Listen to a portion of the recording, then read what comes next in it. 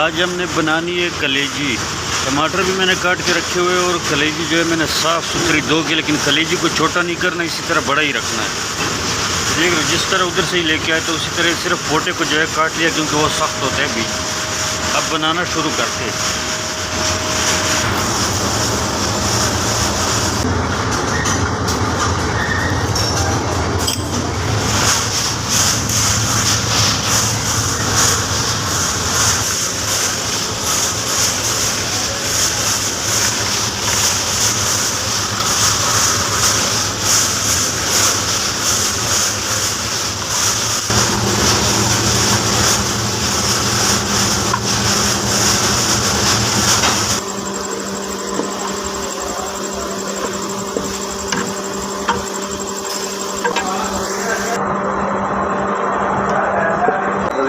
Cabrão, daí pela